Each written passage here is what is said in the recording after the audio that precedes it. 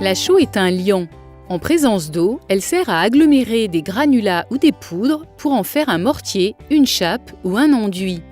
La chaux est employée depuis très longtemps dans le bâtiment, comme la terre ou le plâtre, alors que le ciment est apparu beaucoup plus récemment. Les chaux donnent des mortiers élastiques adaptés au mouvement naturel des bâtiments anciens. Ils permettent la migration de la vapeur d'eau et le transfert de l'eau liquide par capillarité. En revanche, les ciments ne sont pas adaptés car ils sont peu élastiques et ont une faible capacité à laisser migrer l'eau sous forme de vapeur et de liquide. La chaux est issue de la cuisson des roches calcaires. Selon la nature des calcaires et la température de cuisson, on obtiendra de la chaux aérienne ou de la chaux hydraulique qui contient aussi des silicates. De tout temps, les chaux aériennes ont été utilisées pour réaliser les enduits extérieurs. Elles laissent transparaître la couleur des sables. Leur blancheur et leur onctuosité sont particulièrement adaptées aux enduits de décoration, badigeons, stucs ou tas de lactes. Elles peuvent se présenter en poudre, en pâte ou sous forme de lait de chaux.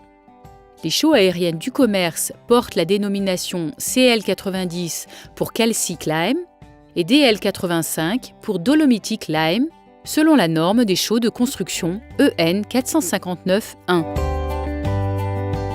Le calcaire est du carbonate de calcium CaCO3.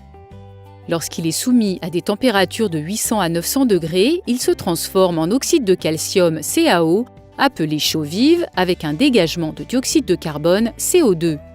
Cette chaux vive n'est pas utilisable directement car elle réagit chimiquement avec l'eau.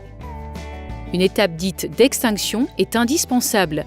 La chaux vive réagit avec l'eau en dégageant de la chaleur et en gonflant pour produire un dihydroxyde de calcium CaOH2 qui lui est stable. L'extinction par aspersion dans un hydrateur donnera une chaux en poudre. L'extinction en noyant la chaux vive dans une grande quantité d'eau donnera une chaux en pâte, toutes les deux utilisables dans le bâtiment.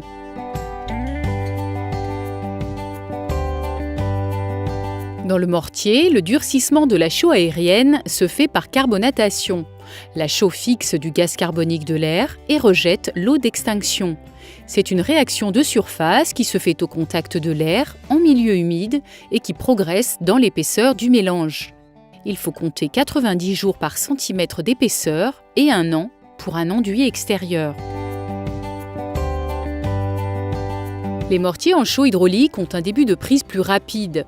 Cela permet des charges plus importantes et une meilleure résistance au gel. Ils peuvent être utilisés, même en l'absence d'air, en dalles sous carrelage par exemple. Selon la norme des chaux de construction, les chaux hydrauliques portent l'appellation de NHL pour Natural Hydraulic Lime, suivi d'un numéro indiquant la classe de résistance à la compression 2, 3,5 ou 5. Plus le chiffre est élevé, plus leur taux de silicate est important, donc plus la résistance est forte, mais la migration de l'eau baisse. Selon la norme, il existe aussi des chaux HL ou Hydraulic Lime et des liants formulés à base de chaux FL pour Formulated Lime. Les chaux NHL2 et NHL3.5 permettent de réaliser des enduits. Pour la pose de carrelage, il faut privilégier les chaux NHL3.5 ou 5. Enfin, pour la réalisation d'une dalle en béton de chaux, la NHL5 est préconisée. Les chaux hydrauliques permettent aussi de réaliser des bétons avec des granulats végétaux. Il faudra cependant choisir celles qui sont adaptées aux granulats, notamment pour les usages avec le chanvre. La chaux hydraulique naturelle provient de la cuisson de roches calcaires contenant de la silice. Lors de la cuisson, la silice réagit avec les atomes de calcium pour créer des silicates de calcium.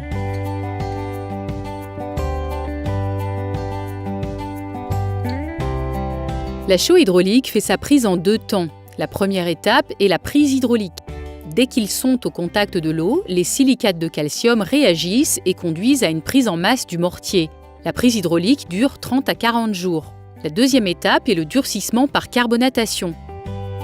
En parallèle avec la prise hydraulique, la carbonatation des oxydes de calcium a lieu avec le dioxyde de carbone de l'air. En résumé, voici quelle chaux utiliser. Pour les badigeons, stucs ou tas de lactes, CL90 ou DL85. Pour les enduits, CL90, DL85 ou aussi NHL2 ou NHL35. Pour la pose de carrelage, NHL35 ou NHL5. Et pour une dalle en béton de chaux, la NHL5 est conseillée.